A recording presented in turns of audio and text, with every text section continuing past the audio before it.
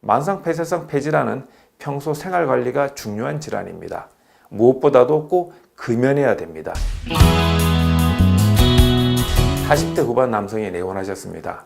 전에는 기침이 가만히 있을 때는 안 나다가 말을 하시면 나기 시작해서 심해지면 그때마다 이비인후과 가서 치료 받으시면 바로 좋아졌는데, 최근에는 말을 하지 않아도 기침이 심해지고 기침을 참기도 힘들 뿐더러 가슴도 뻐근하다고 하셨습니다.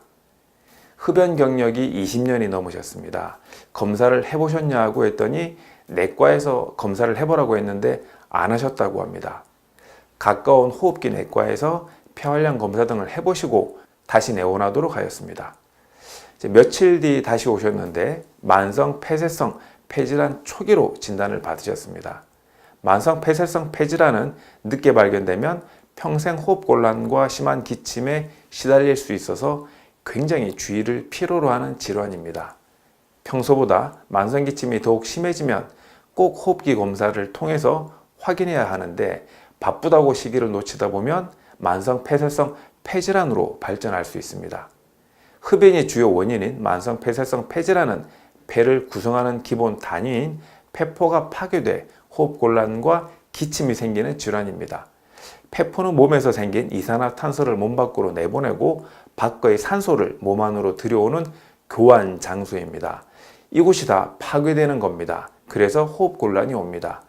우리나라 40대 이상에서는 14%, 60대 이상에서는 32% 정도가 만성 폐쇄성 폐질환으로 고생을 한다고 합니다. 만성 폐쇄성 폐질환은 전 세계 사망 원인 3위이지만 병명조차 모르고 만성 기침이나 천식으로 치부하시는 분들이 많이 있습니다. 특히 흡연하시는 40대 이상의 남성은 고위험군으로 기침이 반복된다면 꼭 검사를 받아서 조기 진단을 받는 것이 중요합니다. 대개 만성 폐쇄성 폐질환 환자분들은 한양방 통합치료를 시행합니다. 내과에서 필요한 검사와 치료를 받으면서 한의 치료를 하시는 겁니다. 의학적인 검사는 현대적인 원인과 예후를 파악하는 데 좋고, 의학 치료는 급성기 기관지 폐치료에 효율적입니다. 한의 치료는 기관지 폐뿐만 아니라 전신 기능을 향상하는 데 좋습니다. 통합 치료를 하는 편이 또 효과적으로 관리되는 경우가 많습니다. 그리고 당연하지만 금연은 필수입니다. 만성 폐쇄성 치료 역시 만성기침 표준치료 3단계에 따라 1단계로 인후두 염증을 먼저 치료하여 당장 기침을 줄입니다. 인후두 염증 치료는 인후두 염증 부위에 직접 약침을 사용해 바로 염증을 줄여 기침을 잦아들게 합니다. 2단계로 망가진 폐 기능을 보충하는 치료를 합니다. 더는 폐포 파괴가 일어나지 않도록 폐 염증을 삭히고 폐 내에 산소 포화도를 높이는 치료를 합니다. 3단계는 재발을 방지하기 위해 전신 기능을 향상하는 치료를 합니다. 전신 기능, 즉 오장육부가 골고루 다 좋아져야 폐 기능이 더 나빠지는 것을 막을 수 있습니다.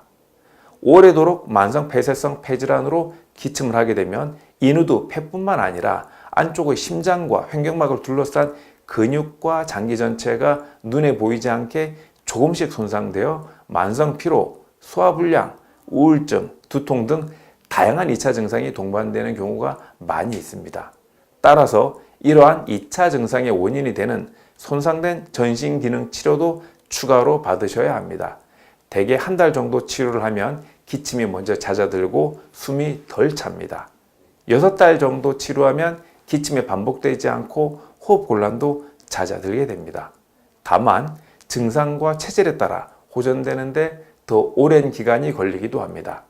만성 폐쇄성 폐질환은 평소 생활 관리가 중요한 질환입니다. 무엇보다도 꼭 금연해야 됩니다. 간접 흡연도 피하셔야 합니다. 주방에서 조리 시 발생하는 음식 연기도 영향을 줍니다. 그래서 굽거나 튀기거나 숯에 굽는 등 조리 시 연기가 많이 나는 요리는 피하셔야 합니다. 대신 수분 요리, 즉 찌거나 삶아서 먹는 요리를 주로 드시도록 노력해야 합니다. 마스크 착용은 당연히 필수고 찬물, 찬 음식도 피하고 따뜻한 물, 따뜻한 음식을 먹도록 해야 합니다. 통합치료를 꾸준히 받으시면서 이런 생활 관리도 병행하시면 만성 폐쇄성 폐질환도 충분히 좋아지실 수 있습니다.